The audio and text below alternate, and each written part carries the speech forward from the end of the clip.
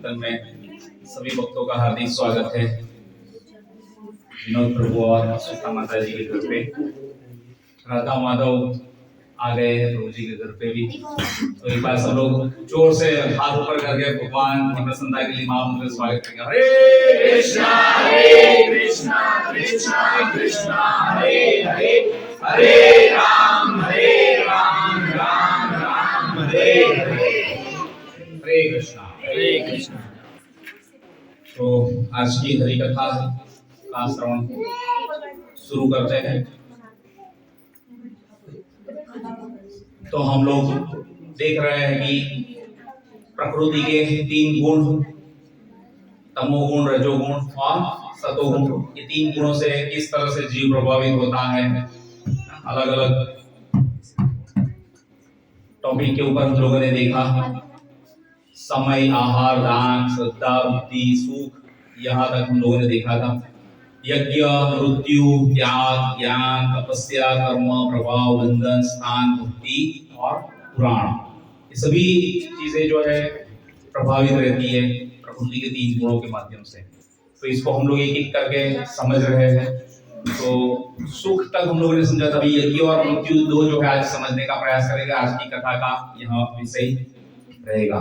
तो भगवान श्री कृष्ण ने भागवत गीता में जो 5 मुख्य विषयों का ज्ञान दिया, उसमें सबसे ज्यादा जो ज्ञान दिया वो प्रकृति के बारे में दिया। ईश्वर, जीव, प्रकृति, काल और कर्म, उसमें से प्रकृति के बारे में सबसे ज्यादा से ज्यादा अध्यायों में भगवत गीता में वर्णन किया गया है ना, कि उसको जान लेना बहुत जरूरी है और इम्पोर्टेंट है ना।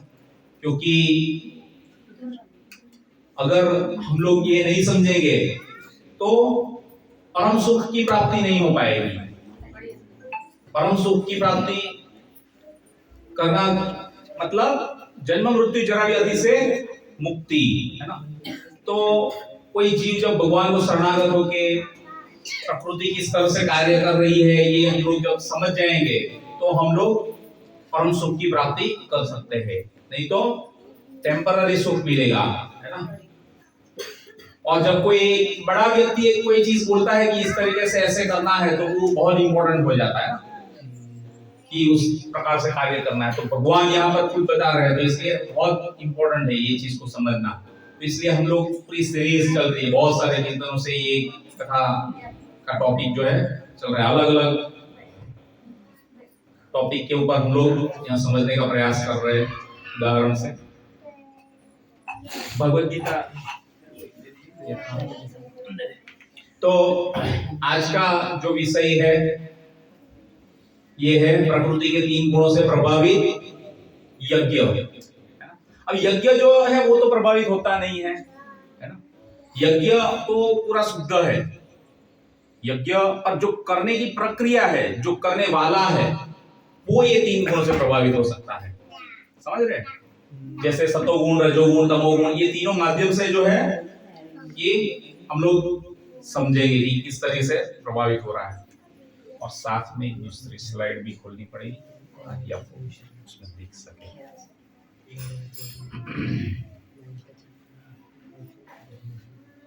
सबको स्क्रीन के ऊपर दिख रहा है, उस प्रकार से अपनी पोजीशन रखिए ताकि लेट जो आएगा वो थोड़ा उस साइड में बैठता जाए। हरे कृष्णा कृष्णा कृष्णा हरे हरे, हरे राम राम राम हरे हरे।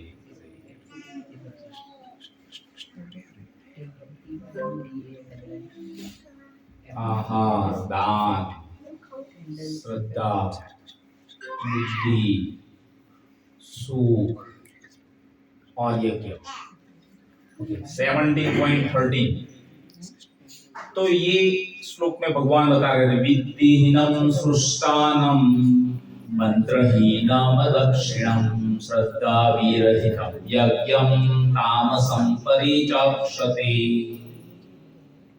विद्धिहीनम सृष्टानम, बोलिए, मंत्रहीनम दक्षिणम श्रद्धाविरहितं यज्ञं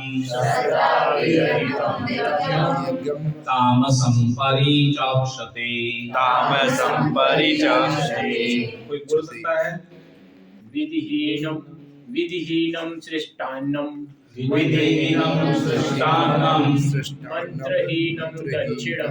मंत्रहीनम दक्षिणम श्रद्धाविरहितं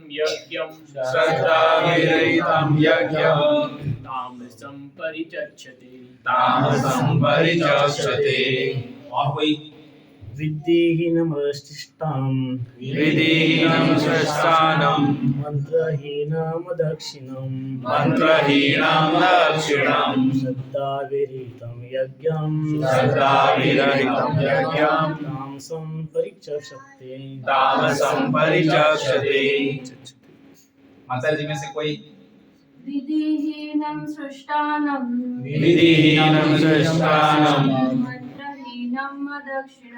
मंत्रहीनम दक्षिणम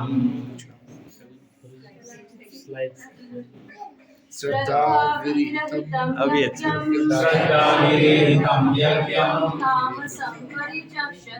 तामसं परिचक्षते। और कोई प्रयास करेगा? माता जी से बोलिए। विधिहीनं सृष्टानं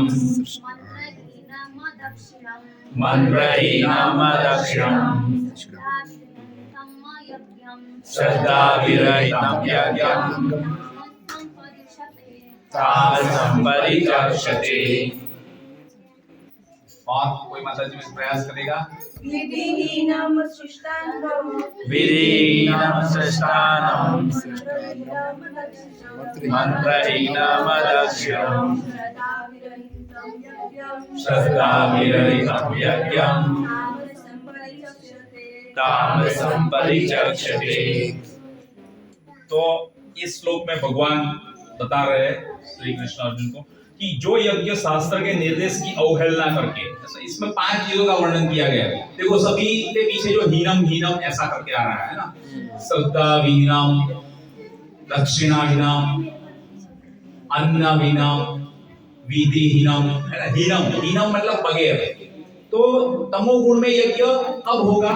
जो यज्ञ शास्त्र के निर्देश की अवहेलना करके, है ना। शास्त्र के निर्देश की अवहेलना करके मतलब जो शास्त्रों में प्रमाणित बताया गया है उस प्रकार से वर्णन, वैदिक मंत्रों का उच्चारण न करके, है ना, उस तरीके से न करके। फिर दूसरा मंत्रहीनम, मंत्र मतलब उच्चार, जो वैदिक मंत्र का उच्चारण करते हैं। वैदिक मंत्र कौन से रहते हैं? वैदिक मंत्र मतलब जो शास्त्र में दिया गया है, शास्त्र में प्रमाणित है वह मंत्र, न कि हम कोई दूसरा कोई भी मंत्र बोले कि फलाना जी स्वाहा, साईं बाबा स्वाहा, फिर कोई फिल्म स्टार को भी के लिए भी यज्ञ कर देते हैं, कोई क्रिकेटर के लिए भी यज्ञ कर देते हो स्वाहा, वो यज्ञ नहीं चलेगा ऐसा। शास्त्रों में जो डिफाइन किया गया है वो वाला। तो शास्त्रों के निर्देशों की अवहेलना जो करते हैं तो वो अवहेलना हो जाती है अगर उससे विपरीत करते हैं। और प्रसाद के वितरण के ये बिना, प्रसाद का वितरण होना जरूरी है। कोई भी यज्ञ होता है बगैर प्रसाद के कोई भी यज्ञ संपन्न नहीं हो पाता है। तो बगैर प्रसाद के, कोई प्रसाद जो है वो विष्णु या कृष्ण को भोग लगाया हुआ होना चाहिए। किसको? विष्णु या कृष्ण को। कई बार लोग आ जाते हैं कि ये देखो गणेश जी का प्रसाद, दुर्गा माता का प्रसाद, तो वो नहीं। सर्वसत्ता विष्णु की है, भगवान कृष्ण की, तो उसको अर्पित किया। जगन्नाथ जी में आप लोगों को किसी को पता होगा, जगन्नाथ जी में जो भगवान को भोग लगता है वो विमला देवी को भोग लगता है ना। भगवान को भोग लग के फिर विमला देवी को, दुर्गा देवी, है ना। तो उसको लगने के बाद सबको वितरित किया जाता है। तो इसलिए भगवान कृष्ण या विष्णु तत्व को जो अर्पित किया गया है वो भोग जो है प्रसाद में परिवर्तित हो सकता है। देवी देवताओं में वो क्षमता नहीं है कि उसको प्रसाद में कन्वर्ट कर सके। तो इसलिए सबसे पहले विष्णु को अर्पित किया हुआ होना चाहिए और फिर बाद में देवी देवताओं। इस तरीके से ये शास्त्र में डिफाइन किया गया है। तो उस प्रकार से फिर बताया गया है कि वैदिक मंत्रों का उच्चारण करके। तो वैदिक मंत्रों का उच्चारण जो शास्त्र में दिया गया है उस प्रकार से, है ना। वैसे बहुत सारे इंद्र, चंद्र, वरुण इत्यादि, शिव जी, ब्रह्मा जी, सबके मंत्र डिफाइन किए गए हैं, अलग अलग जो देव को आपको पिक करना हो तो उस प्रकार से। पुरोहितों को दक्षिणा दिए बिना, मतलब अगर कोई जो ब्राह्मण है उसको दक्षिणा देना आवश्यक है ना। पुरोहित को दक्षिणा दिए, अगर वो नहीं देते हैं तो मतलब श्रद्धा के बिना संपन्न किया जाता है ना। तो कोई श्रद्धा कैसे बोल सकते हैं कि भाई इसकी श्रद्धा से चीज है ना। तो जब वो मंत्र का उच्चारण हो रहा है, जब यज्ञ हो रहा है तब तो उसका फोकस, उसका माइंड जो है उसमें पूरा होना चाहिए। ऐसा नहीं कि इधर उधर कहीं पे दूसरी जगह पे देखते रहे और फिर जैसे कई बार होता है ना, कोई जगह पे यज्ञ के लिए होता है तो यजमान जो रहते हैं तो हस्बैंड वाइफ, तो वो लोग तो उसमें बैठ गए होते हैं। थोड़ा आगे आ जाइए ताकि जो आएगी उसको बैठने की जगह होती है।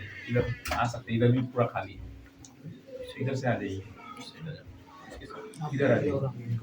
अरे यार इधर से कैमरा है नहीं। तो कई बार घर पे जो आयोजन जब किया गया है ना, तो अभी जो हस्बैंड वाइफ है वो तो यज्ञ में बैठ गए होते हैं, है ना। और पंडित जो है मंत्र का उच्चारण कर रहा है, फलाना फलाना स्वाहा, फलाना फलाना स्वाहा, सबका नाम बोलते बोलते, है ना। और बाहर में क्या सभी गेस्टों को भी इनवाइट किया रहता है ना, गेस्ट लोग आते रहते हैं ना, तो उसको भी आते हैं साथ में, पैरल वो भी चलता है। तो जैसे कोई यज्ञ करने के लिए बैठे हैं, वो फलाना फलाना स्वाहा, तो वो करेगा स्वाहा, और उसमें साथ में कोई अभी आया है, हाँ आइए आइए आइए स्वाहा, फिर बाद में दूसरे बार स्वाहा, फिर दूसरे हाँ हाँ खाना खा के जाइएगा, फिर दूसरा कोई आएगा स्वाहा, हाँ सब लोग आए ना, मिलके जाइएगा बाद में स्वाहा। तो ये कॉन्सेंट्रेट नहीं हो रहा है ना, फोकस। तो अभी अच्छे से अगर आपको यज्ञ करना है तो जो रिलेटिव है और बाकी लोग जो है सोसाइटी के, उन लोगों को एक अलग दिन बुला लेना चाहिए, क्योंकि जो आने वाले हैं उनका ही मनोबल क्या रहता है कि हम लोग जो यजमान है उसको मिलके जाए, हमारी अटेंडेंस लगा के जाए कि हम देखो आए हैं आपके प्रोग्राम में, रहता है कि नहीं रहता है ना। तो वो भी चाहेंगे, तो इससे अच्छा है कि उसको एक अलग दिन पे ही कर लिया जाए और यज्ञ के ऊपर दूसरा दिन करके पूरा फोकस किया जाए, तो वो अच्छे से यज्ञ संपन्न हो पाएगा, उसको प्रॉपर उसको रिजल्ट भी मिलेगा। नहीं तो परिणाम उससे विपरीत होगा, कहने का मतलब है ना। तो इसलिए श्रद्धा जो है वो बहुत जरूरी है। तो अगर इस तरीके से ये जो 5 चीजें हैं इसके साथ में जो यज्ञ किया जाता है तो वो कैसा बोला गया है, तामसिक यज्ञ है ना। तो इस तरीके से तामसी यज्ञ हो जाते हैं। फिर दूसरा जो आता है वह है कौन सा आएगा नेक्स्ट, रजोगुणी, है ना, रजोगुणी यज्ञ। अब रजो देखो यहाँ पर थोड़ा फोटो में आप देख सकते हैं, है ना, कि लोग कुछ आह्वान कर रहे हैं, कुछ मांग रहे हैं, कोई चीजें, है ना, कि स्वर्गम देहि, धनम देहि, जन्म देहि, सुंदरीम देहि, है ना, याचना करते हैं भगवान से, है ना। तो उसके चलते हुए जो यज्ञ किया जाता है, कुछ आशा से चलते कि हमारा ये कार्य संपन्न हो जाए, हमारा ये परिपूर्ण हो जाए, तो उसके लिए जो यज्ञ किया जाता है वो जो है रजोगुणी यज्ञ है ना। देखो रजोगुणी यज्ञ को यहाँ पर डिफाइन किया गया है, क्या बताया गया है, अभिसंधायतु फलम दंभार्थमपि चैव यत इज्जते भरत श्रेष्ठतम यज्ञम विद्धि राजसम। लेकिन हे भरत श्रेष्ठ, जो यज्ञ किसी भौतिक लाभ के लिए या गर्ववश किया जाता है उसे क्या समझना है, रजोगुणी, राजसी है ये, है ना। ऐसा ही है, कुछ सत्ता को हासिल करने के लिए, कुछ प्राप्त करने के लिए, है ना, अपना एक मुकाम बनाने के लिए, अचीव करने के लिए, कुछ अपने कंट्रोल में करने के लिए, है ना, उसके लिए जो यज्ञ किया जाता है वो सब राजसी। आप लोग समझ सकते होंगे कि कैसे कैसे आपका दिमाग घूमने लग जाता होगा कि हाँ यहाँ पर ये मैंने देखा था, वो इस इंटेंशन से किया जा रहा था, वो ऐसा है है ना। ऐसे बहुत सारे यज्ञ रहते हैं। शास्त्र में भी एक आता है ऐसा एक यज्ञ जो है वो किया गया था, जिसको जो है पूरा तीनों लोग जो है उसको प्राप्त करने के लिए यज्ञ किया था। किसी को याद है? भगवान राम ने किया था ना, चक्रवर्ती सम्राट का जो भगवान का वो तो अलग है। ये तीनों लोग को प्राप्त, भगवान को तो क्या तीनों लोग प्राप्त कर, भगवान तो पूरे अखिल ब्रह्मांड के स्वामी है, केवल एक ब्रह्मांड के भी नहीं, अनंत कोटि ब्रह्मांड के। एग्जैक्टली, बलि महाराज ने यज्ञ किया था, विश्वजीत यज्ञ किया था, 100 पूरे होने वाले थे। हाँ, तो ये पूरा तीनों लोगों के राजा बन गए थे ना वो। वामन देव भगवान आए थे, ब्राह्मण के वामन। आप मांगिए जो चाहिए वो, मैं तीनों लोगों का राजा हूँ, मेरे को केवल 3 डग जमीन चाहिए। अरे क्या 3 डग जमीन आपको, मैं पूरे तीनों लोगों का राजा हूँ, इस तरीके से, है ना। तो विश्वजीत यज्ञ किया था, तो उससे वो फल मिलता है। हमारे प्रधानमंत्री को पूरा देश भर में राज्य गांव जाके लोगों के पास वोट मांगना, ये करना वो करना, और विश्वजीत यज्ञ कर सकते हैं तो पूरा तीनों लोग कंट्रोल में आ जाएंगे। क्या एक पूरा भारत के लिए ये करते रहने का, उसमें भी वापस मिली जुली सरकार आती है, आता इसका आता उसका, है कि नहीं? पर क्यों नहीं हो पाता है? ब्राह्मण ही नहीं है। अभी ऐसे मंत्रों का उच्चारण करने वाले पटु ब्राह्मण जो चाहिए ना, ब्राह्मण ही नहीं है कलयुग में।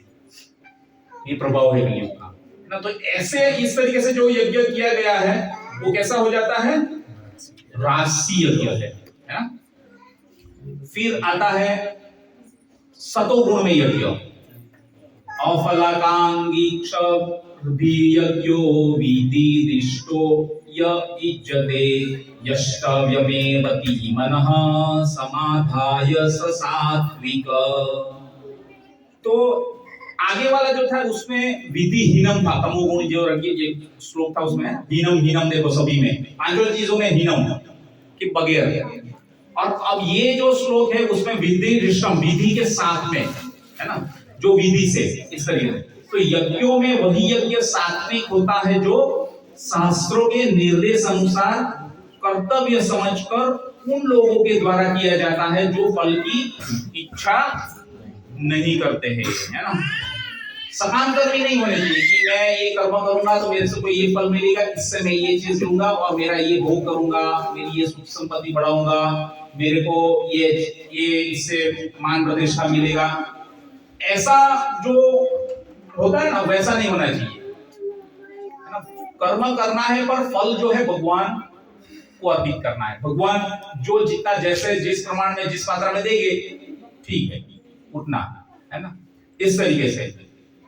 और जो शास्त्र में निर्देश अनुसार, शास्त्र में उसका अनुमोदन किया गया है ना, तो उस प्रकार से किया गया है। तो उसको जो है, और बिना फल की इच्छा नहीं होनी चाहिए। तो वो जो है कैसा बताया गया है? सात्विक बताया गया, शुद्ध सत्वगुणी, है ना। कई बार जब भगवान ने ब्रह्मा विष्णु और महेश आए तो ब्रह्मा जी ने सृष्टि का सर्जन किया, भगवान के आदेश के ऊपर भगवान ने उसको बुद्धि तत्व से पूरा शरीर बनाया और उन्होंने पूरा ब्रह्मांड के अंदर पूरी प्रजापति की और पूरा सर्जन किया। और फिर बाद में उसको मेंटेन करना है, तो मेंटेन करने के लिए विष्णु आए और फिर समय समय पे उसको संहार भी करना जरूरी है ना। तो उसके लिए शिव जी को एक कार्य दिया। तो इस तरीके से ब्रह्मा विष्णु महेश सर्जन पालन और संहार का कार्य करते हैं। अब भगवान ने ब्रह्मा जी को शक्ति दे दी और बुद्धि दी, उनके बाद उन्होंने सर्जन किया। उसके पश्चात जो है अभी सभी मनुष्य को जीवन यापन करना पड़ेगा, है ना। तो मेंटेन करने के लिए विष्णु आए, तो विष्णु के लिए जो यज्ञ करना है वो उसका निर्देश शास्त्र में किया गया है। और उस प्रकार से बताया कि सभी मनुष्य को जो है देवताओं के लिए भी यज्ञ करने चाहिए, क्योंकि देखो इंद्र चंद्र वरुण ये सभी जो है हमको कुछ न कुछ देते हैं देवता, है ना। सूर्य देव से अपने को क्या मिलता है? प्रकाश, रोशनी, धूप, है ना। अगर ये ना हो तो क्या होगा? अंधकार भी हो जाएगा और दूसरा ये पूरा रोगिष्ट हो जाएंगे लोग। क्योंकि धूप में कितने सारे चीजें वैसे ही अच्छी हो जाती है, धूप लेने से शरीर के ऊपर आजकल डी B12 सब कितना सारा डेफिशिएंसी है, धूप नहीं निकल रही है तो बहुत तकलीफ हो जाती है। तो इसका भी ऋण है। रात में चंद्रमा देव, है ना, चंद्रदेव अगर ना हो तो फिर जो हम लोग सब्जी जो लेते हैं, जो भी अन्न खाते हैं, उसमें कोई टेस्ट नहीं आएगा। वो टेस्ट जो है चंद्रमा के किरण की वजह से आता है ना। फिर वरुण देव का क्या है? वायु है ना। वायुदेव भी, जल, इतने सारा सभी देवताओं की बहुत सारी चीजें का हमारे ऊपर ऋण है ना। तो ये वायुदेव अगर मान लो अपनी वायु रोक ले तो फिर क्या होगा? मुश्किल हो जाएगा सबको सांस लेना, जिंदा रहना, है ना। कोई जिंदा नहीं रह पाएगा इस तरीके से। तो इसलिए ये सभी जो है यज्ञ करने बहुत जरूरी है। 5 प्रकार के यज्ञ बताए गए हैं। कितने? 5 प्रकार के। ऋषि को लिए, ऋषि जो रहता है ना, ऋषि मुनि, और उसके लिए, उसकी प्रसन्नता के लिए यज्ञ करना। फिर अतिथि आते हैं उसका यज्ञ, फिर ब्राह्मण का, फिर दूसरा जो है ऐसे भूत यज्ञ। भूत मतलब जीव। इस ब्रह्मांड के अंदर जो चर अचर सभी जीव है, पशु सभी जो है भूत है, एक तरीके से उसको डिफाइन किया गया है ना। तो ये सभी के लिए, देवताओं के लिए, इस तरीके से 5 लोगों के लिए यज्ञ करना जरूरी है। अब 5 लोगों के लिए यज्ञ हम लोग रोज करने बैठेंगे तो कितना समय जाएगा? 5 घंटा पकड़ लीजिए। तो उतना समय है हमारे पास। 5 मिनट के अंदर तो हमारा दिया अगरबत्ती सब हो जाता है, फटाफट आंटी इसको भागते हैं। मुश्किल हो जाता है ना ये सब चीजें। तो इसलिए ये सब के बहुत सारे ऋण है हमारे ऊपर, पर हम लोग उसको यथारूप में संपन्न नहीं कर पा रहे। पर ये जो शास्त्र में अनुमोदित किया गया है उस प्रकार से सतोगुण का पालन करते हुए जो गृहस्थ जो है यज्ञ करता है, तो उसको कैसा यज्ञ बताया गया है? ये सतोगुण यज्ञ, सात्विक यज्ञ, है ना। फिर आता है सतोगुण के ऊपर क्या आएगा? शुद्ध सतोगुण यज्ञ। शुद्ध सतोगुण में क्या होगा? सतोगुण शुद्ध सतोगुण में क्या डिफरेंस रहता है? ये तो पूरा ये थोड़ा गड़बड़ वाला श्लोक आ गया है। श्रीमद् भागवतम का 11 कैंटो इसमें होगा, वो 11.5.32, करेक्ट? वही श्लोक है 11.5.32। तो हाँ, क्या क्या डिफरेंस हो सकता है? सतोगुण में जीव स्थित है और शुद्ध सतोगुण में? कोई आंसर कर सकता है? सतोगुण और शुद्ध सतोगुण में क्या डिफरेंस? सतत कंटिन्यूअस 11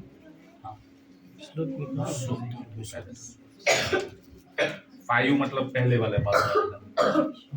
हाँ, कोई नहीं।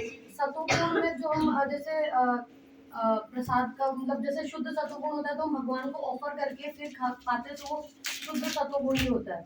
और हम वैसे अगर बिना अनियन गार्लिक वाला खा रहे तो वो सतोगुण में जाता है। और वो शुद्ध सतोगुण तभी होगा जब वो भगवान को ऑफर करके प्रसाद के रूप में। हाँ, जब विष्णु या कृष्ण जो है आपके सेंटर में आ जाते हैं, कहने का मतलब माता जी जो एग्जांपल दिया गया, अब कोई प्रसाद जो है देवी देवताओं को अर्पित किया गया है और फिर उसको आप ले रहे हैं, और जब कृष्ण या विष्णु तत्व को भोग लगता है और उसके बाद में जो है देवी देवताओं के पास आता है और फिर बाकी सभी को वितरित किया जाता है, तो वो जब भगवान को विष्णु तत्व को अर्पित किया जाता है तो वो शुद्ध सतोगुण में स्थित हो जाता है ना।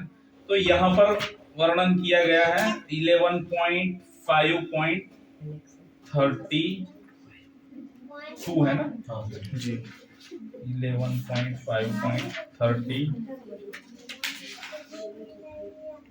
ये तो कुछ अलग ही आया। हाँ, तो इसका जो है ना, ये थोड़ा लैंग्वेज का वो है, इसमें मैं आपको पढ़ के सुना दूं। कृष्ण वर्ण त्विषा कृष्णम सांगोपांगस्त्र पार्षदम यज्ञे संकीर्तन प्रायत यज्जित ही सुमेधसः। क्या बताया गया है कि कृष्ण वर्ण त्विषा कृष्णम, तो यहाँ पर बताया गया है कि कृष्ण में आए अक्षरों को दोहराना, कृष्ण के, है ना। सांगोपांगस्त्र पार्षदम, तो वो जो है अपने संगियों के साथ, सेवक गण के साथ और पार्षदों के साथ ऐसा। और यज्ञ संकीर्तन प्रायते, यज्ञ द्वारा, संकीर्तन प्रायः मुख्य रूप से सामूहिक कीर्तन के यज्ञ, यजंती मतलब पूजा करते हैं, और ही निश्चयी सुमेधसः।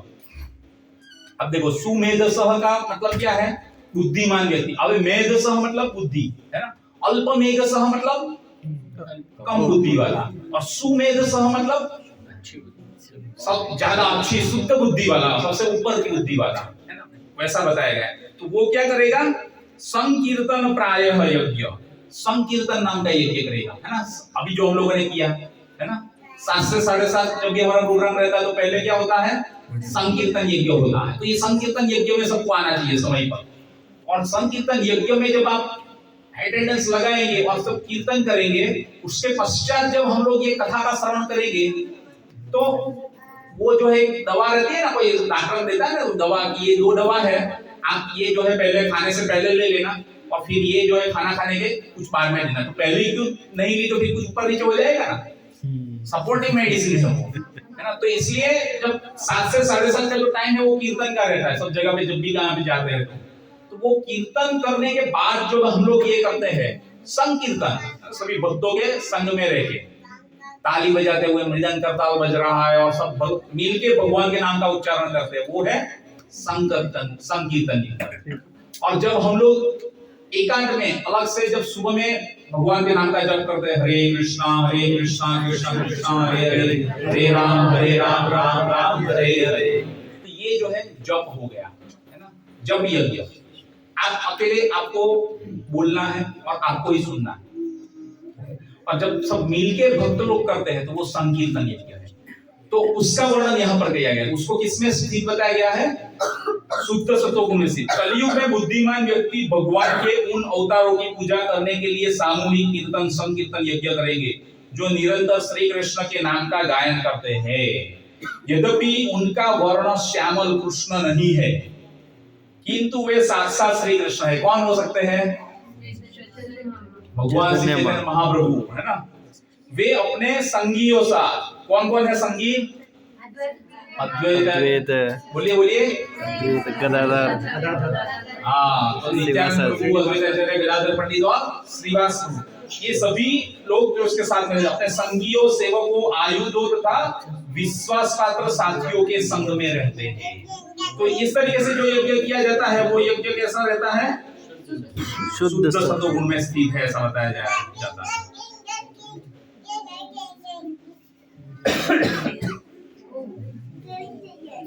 तो इसलिए ये जरूरी है कि ये संकीर्तन यज्ञ में आप पार्टिसिपेट प्रॉपर करोगे और फिर जब हम लोग ये कथा का श्रवण करेंगे ना तो आप अच्छे से डाइजेस्ट कर पाओगे ये कथा जो है वो। नहीं तो फिर इसका रिजल्ट जो चाहिए ना वैसे मिलेगा नहीं। बहुत ही प्रैक्टिकल है ये चीजें। तो सब लोग समय पे आ जाइए, है ना। संकीर्तन यज्ञ में एक दिन सब लोगों को भक्तों के संग में मिल के आना चाहिए, प्रयास करना चाहिए। केवल हम लोगों की क्या मेंटालिटी कि चलो हाँ ठीक है समय पे पहुंचेंगे, कथा छूटनी नहीं चाहिए, कथा का श्रवण करना बहुत जरूरी है। तो 13 माधव होगा, फिर हरे कृष्ण करेंगे, ये सब तब तक तो पूरा वो फिर लंबा चलेगा, तो तब तक हम लोग बेटर है कि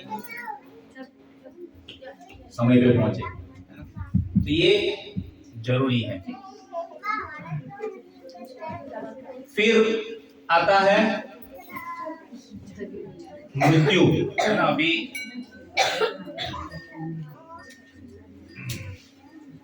मृत्यु देखिए,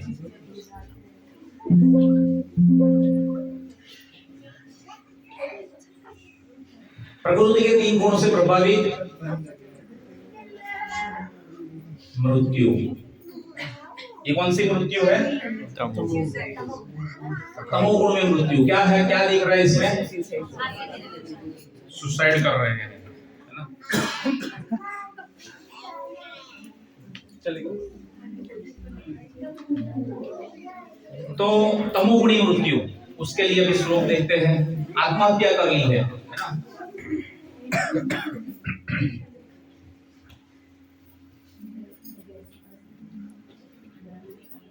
तथा प्रलीनष्टमसि मूढ़ा योनि सुजायति। जब कोई तमोगुण में मरता है तो वह पशु योनि में जन्म धारण करता है, तमोगुण में मरता है। आत्मा जैसी कोई चीज है ही नहीं, है ना। जब कभी किसी के ऊपर कोई दुख आ जाता है और वो दुख से बाहर नहीं निकल पाता है और उसके पास कोई सॉल्यूशन नहीं रहता है, तो वो फिर हार के क्या कर लेता है, आत्महत्या कर लेता है कई बार। तो वो क्या सोच से आत्महत्या करता है कि मैं अपना शरीर छोड़ दूंगा, अपना देह त्याग कर दूंगा, तो सब कुछ खत्म है। और इस चेतना में जो वो मरता है तो उसको कौन सा मृत्यु बोला गया है? तमोगुणी मृत्यु। क्यों ऐसा बोला गया है? क्यों ऐसा तमोगुणी मृत्यु बोला गया? ऐसा कोई जीव जो है अपना दुख का निवारण करने के लिए आत्महत्या कर लेता है, पंखे से लटक के या कुछ पेड़ के नीचे लटक के, है ना? है? अपनी इच्छा से तो सब लोग मरेंगे, इच्छा से मरता है, चलो ठीक है, हाँ खुद से मरा, तो वो तमोगुण में मृत्यु है, क्योंकि उसको ज्ञान नहीं है। क्या ज्ञान नहीं है? और थोड़ा वो क्वेश्चन आंसर के नजदीक लेके जाए कि भौतिक शरीर तो मर सकता है, लेकिन हाँ, क्योंकि वो जाना ही नहीं है कि एक मैं आत्मा हूं, है ना?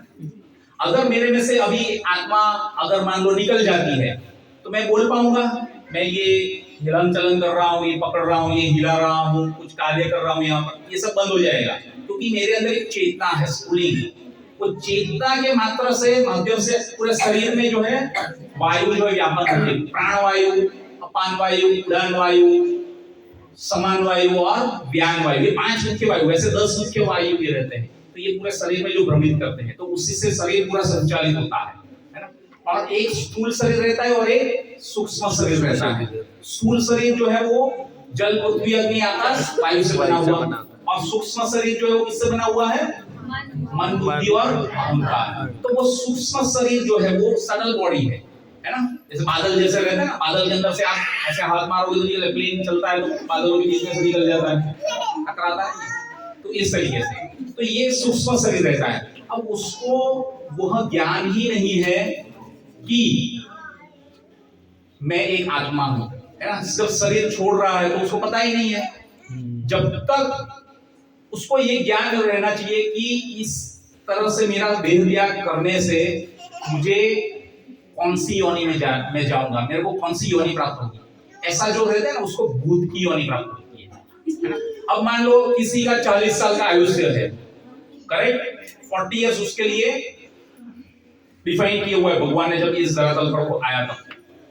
अब मान लो किसी कारणवश वो 20 साल में आत्महत्या कर लेता है, बराबर, तो बाकी कितना रह गया? अभी जो डिफाइन किया था जितना लेके आया था वो 20 साल बच गया, तो बाकी के जो 20 साल है उसको भूत की योनि में निकालना पड़ेगा। और भूत की योनि में जब रहता है ना तो उसमें क्या रहता है? सूक्ष्म शरीर रहता है ना, स्थूल शरीर रहेगा नहीं, ये करेक्ट। और जब स्थूल शरीर नहीं रहेगा तो इसलिए उन लोगों को कुछ खाना पीना भी हो ना तो वो लोग कर सकते हैं, नहीं कर सकते। अभी एक साउथ में कुछ साल पहले अभी एक किस्सा आया था, है ना? तो ये एक वृद्ध थी, एक बुढ़िया, है ना, बुढ़ी औरत थी एक, तो वो कितने 80 लड्डू खा गई। आप मानेंगे 80 लड्डू कैसे खाया होगा आप सोचिए। अभी कोई ऐसा भूत रहता है ना तो वो उसके शरीर में बैठ जाता है और उसको भूख लगेगी तो वो भूत तो सटल बॉडी है, कुछ कर नहीं पाएगा, तो उसको शरीर चाहिए कुछ ना कुछ भोग करे। उसको प्यास लगती है, जल पीना है, और जल कैसे पी पाएगा, उसका शरीर ही नहीं है, तो उसको शरीर तो चाहिए। तो ऐसे जीव के अंदर वो प्रवेश कर जाते हैं और फिर बाद में अपनी इच्छा पूर्ति करते हैं। तो इस तरीके से दूसरा ये समझ में आ रहा है आपको, क्लियर हो रहा है कॉन्सेप्ट? मान लो एक प्रभु जी कैदी है, एक स्थूल शरीर में 2 सूक्ष्म शरीर कैसे रहेंगे? स्थूल शरीर नहीं, एक स्थूल शरीर है, एक स्थूल शरीर में 2 सूक्ष्म तो शरीर कैसे रहेंगे? भूत बैठेगा ना अंदर, तो भूत बैठेगा तो वो क्या करेगा? अजीब गरीब हरकतें करने लगेगा, है ना? उसके ऊपर हावी हो जाता है दूसरा जो जीव रहता है, सूक्ष्म शरीर जो है वो मन बुद्धि अहंकार से बना हुआ, क्योंकि अपने भोग करने की इच्छा जो है प्रबल रहती है, तो वो उसको दबी कर देगा और वो जो है उसको जो चाहिए वो इच्छा कार्य से कार्य करेगा, समझ रहे हैं? तो इसके लिए वो अपनी इच्छा पूर्ति के लिए उस प्रकार से कार्य करने लगेगा और उसको कंट्रोल कर लेगा जिस जीव के अंदर बैठा है उसको, समझ रहे हैं? ऐसा मान लो एक जेलर है और वहां पर कैदी को रखा है, पकड़ा गया है ना, और उसको बताया गया है कि भाई आपको 10 साल की बामशक्कत कैद है, सजा है 10 साल की। अब ये 10 साल की सजा उसको मिली है, अब मान लो 5 साल हुआ है उसको, और वो एक बार जो है मौका देख के भाग गया। भागने की कोशिश करता है ना? और भाग निकलता है और फिर बाद में वापस पकड़ में आता है, फिर उसका क्या होगा? फिर सजा बढ़ जाएगी। और सजा बढ़ जाएगी ना। एग्जैक्टली। तो आप अगर इस तरीके से शरीर का देह का त्याग कर देते हैं आत्महत्या करके, है ना, जो सबसे निर्दिष्ट नीच कृत्य बताया गया है शास्त्र में, तो उसको जो है तमोगुण में मृत्यु बताया गया है, क्योंकि वो अपने आप को जान ही नहीं रही कि मैं एक आत्मा हूँ, मैं ये शरीर नहीं हूँ, है ना। और मेरे को बहुत सारे शरीर पास में भी मिले हैं और बहुत सारे शरीर आगे भी मिलेंगे जब तक मैं भगवान को शरणागत नहीं हो जाता। जब तक कोई जीव जो शुद्ध सतोगुण में जाके भगवान को श्रद्धा में स्थित नहीं होता है, तब तक उसको पुनरपि जननम पुनरपि मरणम पुनरपि जननी जठरे शयनम, बार बार जो है जन्म, बार बार मृत्यु, बार बार किसी माँ के गर्भ में जाके रहना पड़ेगा, अलग अलग योनि में जो है जन्म लेना पड़ेगा। तो इस तरीके से ये जो है तमोगुण में मृत्यु है। ठीक है, इसके जो है वर्णन किया गया है 18.15 श्रीमद् भगवद गीता यथार्थ रूप उपसंहार लास्ट चैप्टर 18.14 अच्छा 14.14 है। ओके 15 अच्छा 14.15 है। 14th चैप्टर कौन सा है? प्रकृति के 3 गुण, है ना, और 14.14 है ना, 15 अच्छा 14.15 है। तो जब कोई रजोगुण में, नहीं ये तो अभी नेक्स्ट आ गया, तमोगुण में मृत्यु वाला है ना, ये 14.14 है। जब कोई सत्वगुण में मरता है, जब पुण्य खत्म होता है, मूर्खता में प्रतिनिधित्व होता है, लेकिन रजोगुण जब कोई तमोगुण में मरता है।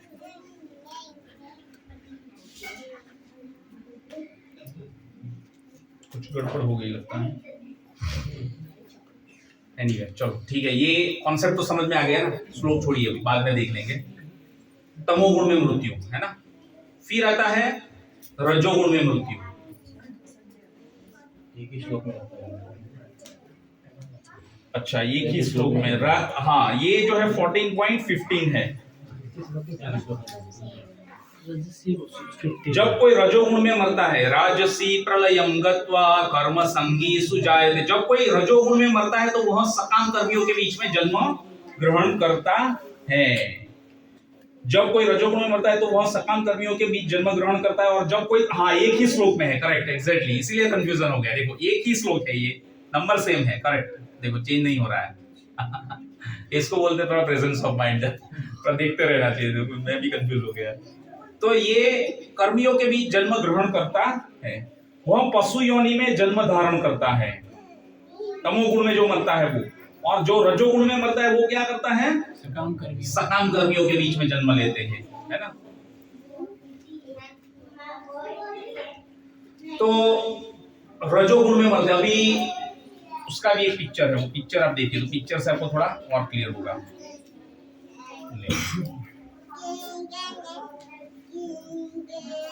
ये तमोगुणी मृत्यु हो गया। इसके बाद में रजोगुणी मृत्यु, है ना। क्या दिख रहा है इसमें, ये पिक्चर में है? क्या है, क्या बोलिए डॉलर ही सीधा दिख गया आप लोगों को। उसके नीचे क्या है वो तो दिख नहीं रहा है।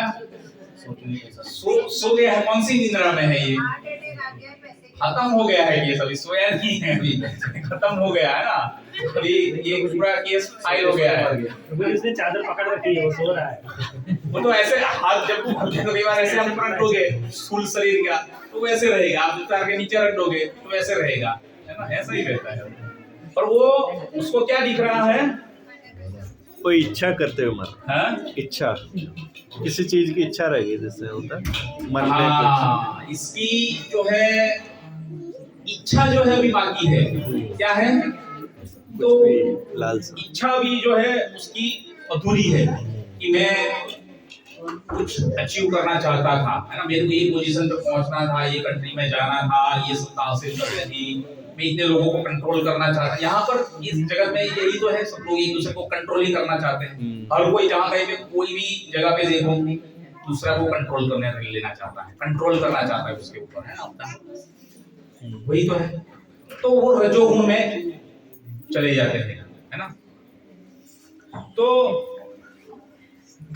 जब रजोगुण में इस तरीके से कोई किसी की मृत्यु होती है तो उसको जो है स्वर्ग की प्राप्ति हो सकती है, पर उसमें भी उसकी चेतना जो है वो उस प्रकार से विकसित होनी चाहिए कि वो विष्णु है, कृष्ण जो है वो सर्वोपरि सत्ता है, उतना स्वीकार करता हुआ होना चाहिए, है ना।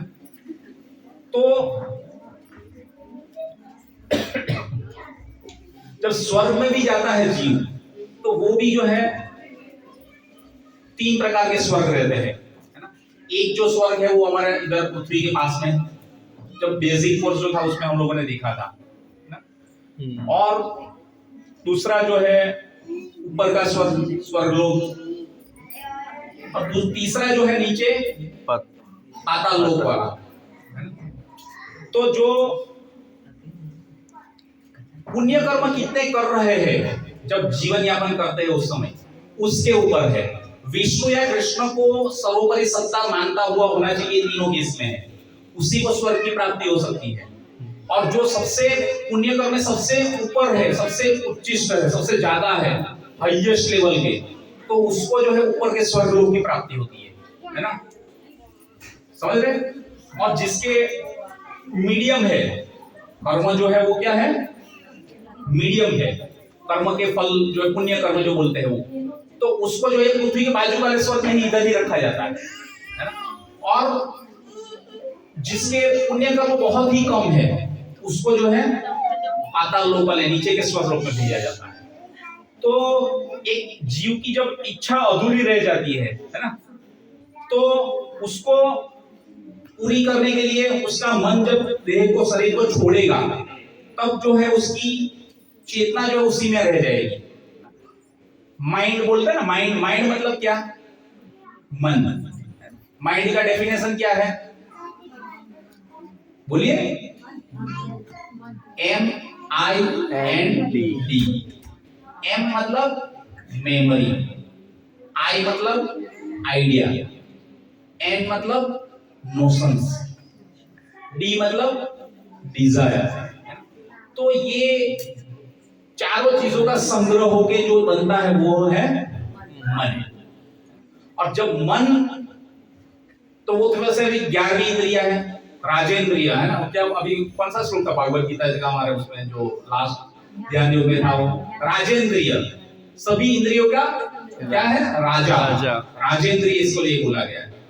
5 कर्मेंद्रिय, 5 ज्ञानेंद्रिय, जिससे कर्म करते और ज्ञान लेते, उसके ऊपर 11वां जो है मन, वो सबसे बड़ा चंचल और बदमाश रहता है, सभी भागता रहता है। तो ये राजेंद्रिय इसको बोला गया है। जो मन को जीत लेता है, जो मन को वश में कर लेता है, उसके लिए वो कैसा है, मित्र है। और जिसका मन वश में नहीं है, भागता रहता है, तो उसके लिए मन क्या है, दुश्मन बन जाता है, समझ रहे। तो इस तरीके से जो मृत्यु के समय उसकी जो चेतना है, जो वो सोचता है, जो देखता है ना, तो वो जो है उसका उस प्रकार से उसको दूसरे शरीर में लेके जाएगा, है ना। कई बार लोगों की आसक्ति जो है बहुत जबरदस्त उसमें रह जाती है। एक किस्सा था, बेसिक कोर्स के समय मैंने शेयर किया था, शायद किसी को याद है। एक वृद्ध व्यक्ति था, उसका जो है स्वर पेटी जो है चला गया था, है ना। स्वर पेटी चला गया था तो वो बोल नहीं पा रहा। स्वर पेटी जाएगी तो क्या करेगा, ऐसे करके आवाज करता है ना। सुना कभी, मैंने एक बार सुना था उधर गुजरात में अस्पताल, इससे वो एक ऐसा रहता है, वो पेन जैसा ही रहता है, वो एक यहाँ पर अलग से एक डिवाइस रहता है, वो यहाँ पर लगा देते हैं ऐसा, और फिर वो कनेक्ट रहता है, तो उससे वो आवाज करता है ना, तो उससे आवाज निकलती है, तो ऐसा आवाज आता है। वो वृद्ध था, वो बोल नहीं पा रहा था, बूढ़ा हो गया था, मरने की कगार पे था, और कुछ बोलने का प्रयास कर रहा था, कुछ बताना चाह रहा था अपने पुत्रों को, है ना। अब पुत्र जो उनके पास है वो सोच रहे थे कि पिताजी कुछ बोलना बताना चाह रहे हैं कि कुछ तो है। अब जब जिस तरीके से इशारा कर रहे थे, बोल रहे थे, लगा कुछ बड़ा खजाना है और कुछ तो चीज है, तो पिताजी बोलना चाहते हैं लेकिन बोल नहीं पा रहे हैं, और कुछ तो है, पर तो क्या किया जाए ना। तो फिर वो डॉक्टर के पास देखेंगे और वो जो आर्टिफिशियल जो आता है ना वो स्वर पेटी, जब स्वर फट जाता है तो कैसा आवाज आता है, कई बार कीर्तन करते करते हुए हम लोग थक जाते हैं तो आवाज फट जाता है ना कई बार, तो कैसा होता है। तो उन्होंने क्या किया, उसको एक आर्टिफिशियल स्वर पेटी फिक्स करवाया जिससे पिताजी बोल सके और कुछ समझ में आ जाए कहाँ पर कुछ रखा है, तो बोल ले तो अच्छा, नहीं तो उसके पहले चले गए तो खत्म, ये सब ऐसे ही रह जाएगा। तो उसका ट्रीटमेंट करवाया और फिर बाद में उसको बोलने का चालू करवाया, है ना। तो जैसे ही बोलने का चालू हुआ तो पुत्र लोग सब आ गए पिताजी के पास, पिताजी पिताजी बोलिए बोलिए बोलिए, अभी सब पूरा खर्चा करके ट्रीटमेंट करवाया। और पिताजी ने जब देखा, पिताजी क्या बोले, अरे मूर्खो अरे मूर्खो, पड़ोसी गाय हमारा घास खा रही है। पुत्र सोच रहे पिताजी को 5 लाख रुपए का खर्चा करवा के हम लोगों ने उसकी स्वर पेटी सही करवाई बस इसके लिए कि बाजू की पड़ोस की गाय जो हमारा घास खा रही है आप रोको, कोई देख नहीं रहा है आप लोग, है ना। तो ऐसे आसक्ति उससे रह जाती है। देखो समझने की बात है कि इस तरीके से ऐसी परिस्थिति में जो शरीर का देह का त्याग करता है तो वो वापस वहीं पे आएगा सकाम कर्मियों के बीच में। तो ये श्लोक में जो वर्णन किया गया ना वो इस प्रकार से है कि उसको वापस कहां पर जन्म लेना पड़ेगा, सकाम कर्मियों के बीच में। सकाम कर्मी किसको बोलते हैं, जो कर्म करते हैं और फल की इच्छा रखते हैं, अच्छा। भोगते हैं खुद। नैष्कर्मी किसको बोलते हैं,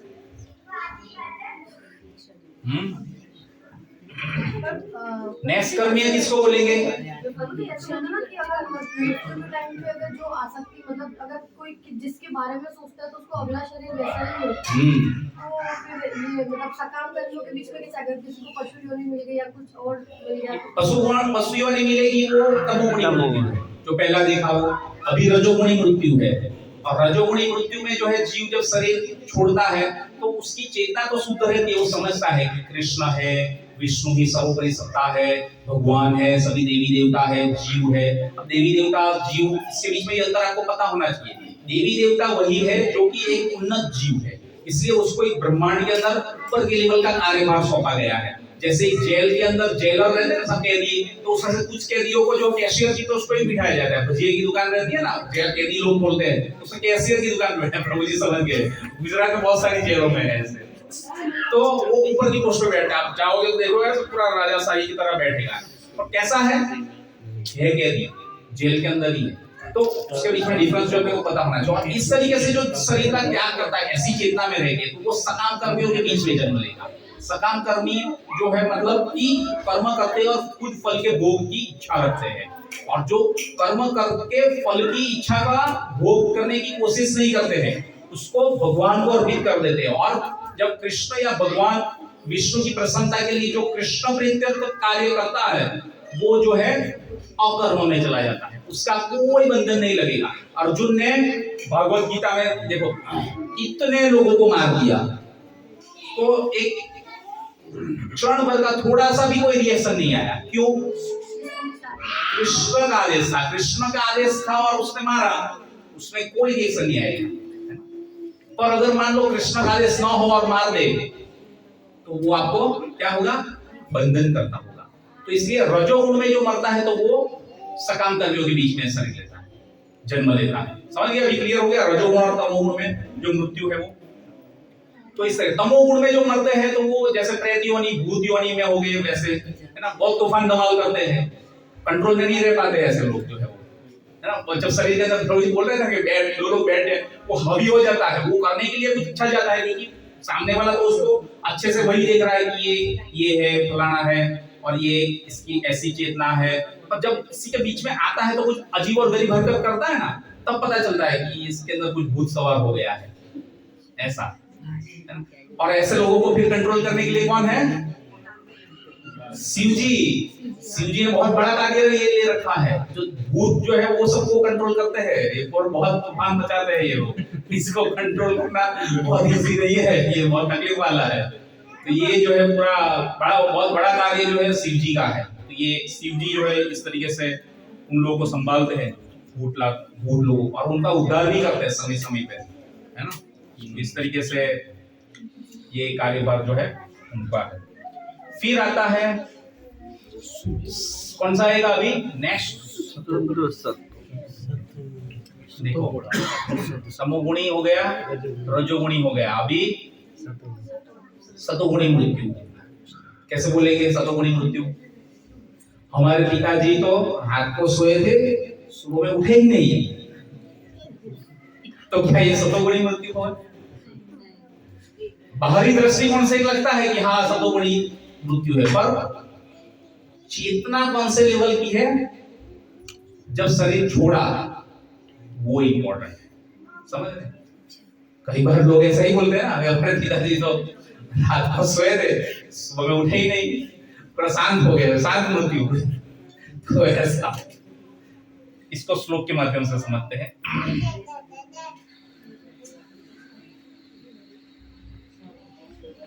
सतोगुणी मृत्यु यदा सत्त्वे प्रवृत्ते तु प्रलयं याति देहभृतं तदोत्तमविदां लोकान् मलान प्रतिपद्यते।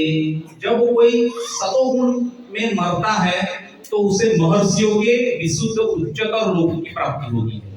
कैसा प्राप्ति होती है? उच्चतर लोक, है ना। 3 लोक है, पृथ्वी लोक जहां पर हम लोग हैं, नीचे के लोग अतल, वितल, सुतल, तलातल, रसातल, महातल, आताल, ये नीचे के 6 लोग, और फिर ऊपर के 7 लोग हुए, है ना। तो ऊपर के बाकी लोग, ऊपर के कौन कौन से लोग हैं? भूर, भुवर, जन, तप, स्वर लोक, मर लोक, ये सब ऊपर के लोग है। सिद्ध लोग, ब्रह्म लोक सबसे ऊपर, सिद्ध लोक जो है वो, है ना। तो स्वर्ग लोक है तीसरे नंबर पे ही है, भूर, भुवर और स्वर्ग लोक। तो स्वर्ग लोक में जो है जाते हैं अपने पुण्य कर्म सबसे ज्यादा है वहां लोग, और विष्णु को सर्वोपरि सत्ता के रूप में स्वीकार करते हैं वही लोग। जो विष्णु को सर्वोपरि सत्ता रूप में स्वीकार नहीं करते हैं उसको स्वर्गलोक की प्राप्ति नहीं होती। स्वर्गलोक में भी ऊपर का लोक स्वर्ग, पृथ्वी वाला स्वर्गलोक और नीचे वाला पुण्य कर्म जैसे है वैसा वैसा लोक उसको मिलेगा, है ना। तो ये जो शुद्ध सतोगुण में जो मृत्यु होती है तो उसको जनलोक, अपर लोक, महालोक, ऊपर के जो लोग हैं ना उसमें शरीर प्राप्त होता है। कौन सा लोक में प्राप्त होता है शरीर? सतोगुण में जब मृत्यु होती है तो उसको ये ऊर्ध्वगति होती है, उस जीव की अधोगति नहीं होती। अधोगति होगी तो नीचे जाता है। तो इस तरीके से ये सतोगुण में मृत्यु होती है ना। तो इसको कोई एक एग्जांपल किसी कोई बता सकता है? कोई सतोगुण में मृत्यु याद आ रहा है किसी को? कुछ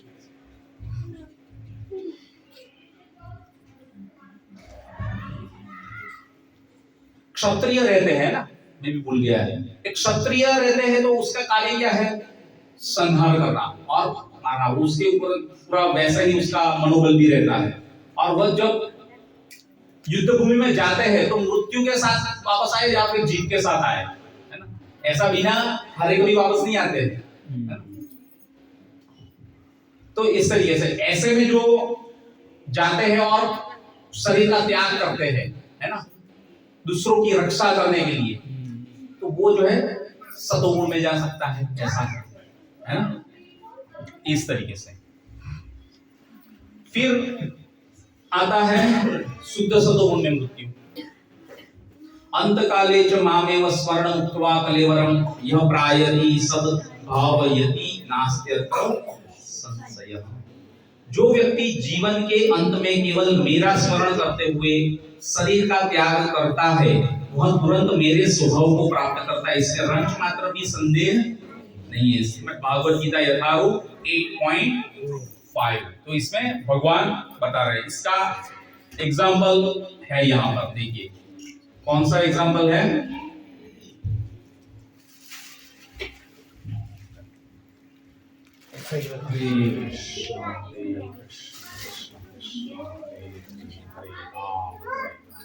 राम राम। तमोगुणी मृत्यु, रजोगुणी मृत्यु और सतोगुणी मृत्यु, है ना। चेतना जो है वो आपकी कैसी है? वो मेन है। चेतना शुद्ध होनी चाहिए। भगवान का ध्यान करते हुए जो शरीर छोड़ता है, भगवान का स्मरण करते हुए, तो उसका गति अच्छा होता है, भगवान के धाम की प्राप्ति होती है। तो ये पिक्चर है, देखो पितामह भीष्म है ना, भीष्म पितामह बैठे हैं यहाँ पर। कौन कौन है साथ में? भागवत का पिक्चर है, देखिए बोलिए। श्रीमद् भागवत पुराण जिसके पास है वो सब समझ सकते हैं इसको। साथ में कौन कौन बैठा है? कौन से भगवान, कौन से है? हाँ ये भगवान है, देखो ओरा पड़ रहा है ना भगवान का, ये भगवान है। बाकी ये कौन है बाजू बाजू बैठे हो? हाँ 5 पांडव है, देखो यहाँ पर बैठे हैं। पितामह भीष्म किसके ऊपर है? बाण सैया के ऊपर है ना। शरीर अभी छोड़ने की तैयारी में है ना, देह त्याग करने वाले। तो इच्छा मृत्यु का वरदान था, और जब भगवान कृष्ण ने पांडवों का युद्ध में जीत हो गई, उसके बाद में वो राजसत्ता के ऊपर आ गए। उसके बाद में उसको पूरा राज सिंहासन के साथ घाट माट के साथ तैयार होने के बोला, और फिर उन लोगों को पितामह भीष्म के पास लेके आए, क्योंकि पितामह भीष्म के पास जो है उसको ज्ञान लेना था। पितामह भीष्म के पास जो है ज्ञान लीजिए और उस प्रकार से फिर राज्य को संभालिए और सत्ता के ऊपर रह के कार्य कीजिए।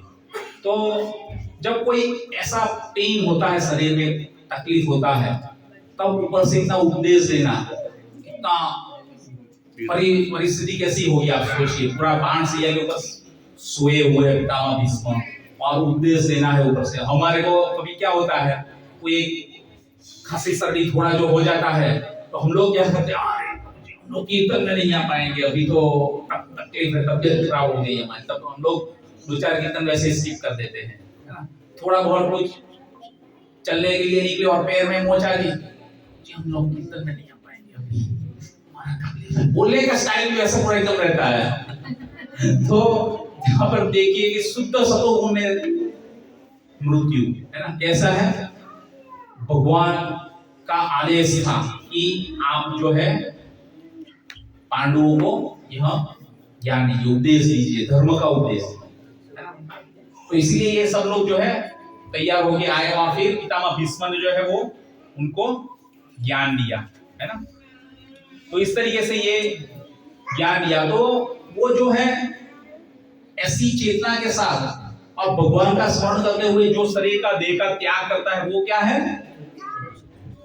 शुद्ध सतोगुण में जो है मृत्यु आती है, ऐसा बोल सकते हैं। अंत काल में जो भगवान का स्मरण करता हुआ जो शरीर का देह का त्याग करता है, वो है ना।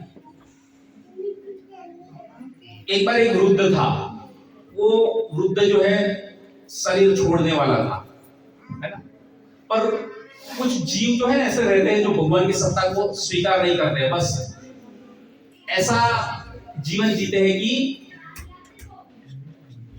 जीना यहाँ मरना यहाँ, इसके सिवा जाना कहाँ, है ना। ये ऐसी फिलोसॉफी है। उसका मतलब क्या है कि पूरा तमोगुण में जी रहे हैं, है ना। अगला जन्म क्या होगा, उसकी क्या गति होगी, क्या शरीर मिलेगा, उसकी कोई अता पता ही नहीं है उसको। वैसे लोग चावक मुनि जो है वो आपको पता होगा, है ना। तो चावक मुनि का भी ऐसा ही मंत्र था, यावत जीवन सुखम जीवन, जो है अभी उस जीवन को अच्छे से सुखपूर्वक भोग कीजिए और जिए, है ना। जीना यहाँ मरना यहाँ, उसी के साथ मैच हो रहा है। वो भी ऐसी ही फिलोसॉफी थी, है ना। तो जीवन जीना है तो उसके लिए आपको सुख कब मिलेगा? जब आपके पास धन होगा तब मिलेगा। और धन कमाने के लिए अभी क्या करेंगे? धन तो चाहिए, तो काम तो करना पड़ेगा। और जब काम नहीं करना है और फिर केवल पैसा चाहिए, वो चोरी चपाटी करेगा, वो जो है तमोगुण की वृत्ति हो गई। और जब इस तरीके से जो कार्य करता है, वो क्या सोचेगा कि इसके लिए लोन लो, लोन लेके भी हम लोग कार्य कर सकते हैं। अरे लेकिन लोन लेके तो फिर बाद में भरना पड़ेगा। अरे मर गए तो फिर सब खत्म, कुछ नहीं, है ना। ऐसी मेंटालिटी के साथ। पर जो शास्त्र के हिसाब से जो समझता है वो ऐसा नहीं सोचेगा, क्योंकि उसको भुगतना पड़ेगा, दूसरा शरीर मिलेगा, ऐसे छोड़ नहीं सकता। कुछ भी होगा आपको भुगतने के लिए फिर से आना पड़ेगा, नया शरीर मिल जाएगा, बूढ़े हो गए मरे फिर भी ऐसा नहीं कि आप बच गए। उसकी फिलोसॉफी वैसी थी, चावक मुनि की भी जो है वो कि सुखपूर्वक अच्छे से जीवन जियो, अच्छा खाओ। खाने के लिए क्या चाहिए? घी चाहिए, तो घी लेके आइए। घी कितना रुपया अच्छा वाला देसी गाय का घी कैसे कितने का आता है? बहुत अच्छा वाला 2,500-3,000 रुपए। 3,000। ऐसे तो एक झटका लग जाएगा। 3,000 रुपए किलो का क्या घी हम लोग लेके आएंगे, खाएंगे, है ना? तो लोन लेके आइए। आज बहुत सारी लोन मिलती है, मैरिज की loan, car loan, housing loan, फिर टूर के लिए, टूर पे यात्रा पे जाना उसकी भी लोन मिलती है। बाहर विदेश यात्रा के लिए जाओ, टूर की लोन, बहुत सारी लोन मिलती है। घी की भी लोन मिलती है, घी की भी लोन मिल जाएगी। 3,000 रुपए किलो वाला घी आप खा के देखिए। ऐसा तो ऐसी मेंटालिटी के साथ जो जीता है वो कैसा है? तमोगुणी है। तमोगुण में मृत्यु होगी। तो वो जो एक वृद्ध था, वो जब शरीर छोड़, ऐसे लोगों का है ना, बाद में परिस्थिति भी वैसा होता है। एक स्टीवन हॉकिंग करके एक था, साइंटिस्ट था, आप लोगों ने सुना होगा, इसमें सर्च मार के देखिएगा। हाँ, उसका शरीर ऐसे करके हो गया था, लास्ट में पैरालिसिस हो गया था। उससे भगवान की सोवरेन सत्ता को स्वीकार नहीं किया था, उससे मना किया था कि भगवान जैसी कोई चीज नहीं होती। बड़ा उसके कैम्ब्रिज यूनिवर्सिटी या पास यूएस की यूनिवर्सिटी, उसमें 30 साल तक वो बड़ा प्रोफेसर था। ऐसे लोगों की मृत्यु बहुत भयंकर होगी। और जीते जी ही वो लास्ट स्टेज में जब था तो कैसी परिस्थिति आप देख सकते हैं। बहुत यातना और पीड़ा तकलीफ भुगतनी पड़ती है, छोड़ नहीं सकती शरीर। तो वो वृद्ध एक जो था, उसकी मृत्यु नजदीक थी, और जब मृत्यु नजदीक थी तो उसने देखा कि अभी मैं मरने वाला हूं, है ना। तो उसके पुत्र भी सब उसके साथ में ही थे, जब पिताजी देह त्याग करने वाले हैं, है ना। तो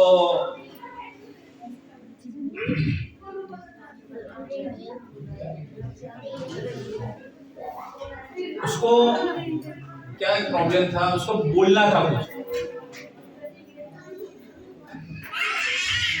भूल गया। इसका बहुत अच्छा एक केस था।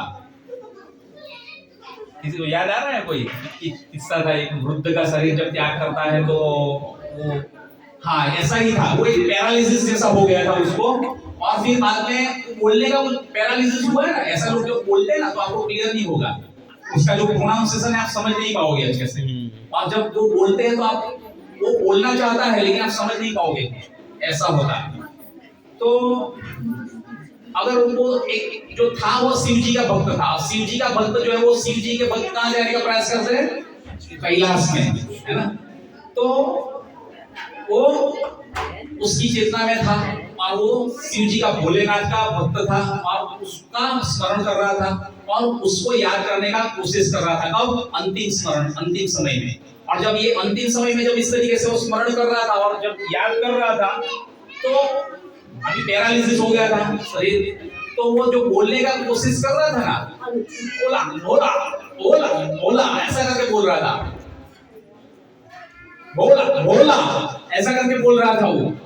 पर जो बोल रहा था उससे जो पुत्र थे उन्होंने उसको समझा कि पिताजी जो है बोल रहे बोला बोला खोला खोका खोला कोका बोला बोला बोला खोला कोका। पुत्र ने समझ लिया कि पिताजी को कोका कोला पीने की इच्छा है, कोका कोला लेके आए, है ना। कोका कोला लेके आया और पिताजी कोका कोला पिला दी। पिताजी ने शरीर छोड़ दिया, कोका कोला। अब दूसरे जन्म में वो क्या बनेंगे? कोका कोला कंपनी के मालिक बन सकते हैं वो। क्या उसके घर में तो जन्म ले सकते हैं? जैसे अंबानी के घर में जन्म लेना बहुत बड़ी बात है ना। तो वैसा, तो ऐसे अगर जो चेतना में जो शरीर छोड़ता है ना तो वैसी वैसी गति होती है ना। तो इसलिए जो हमारी चेतना जो है बहुत शुद्ध सत्वगुण में स्थित हो वो बहुत जरूरी है ना, ताकि हमको अच्छे से भगवान के धाम की प्राप्ति हो सके। हरे कृष्णा। श्री प्रभुपाद की जय। गौर प्रेमानंदे। किसी के मन में कोई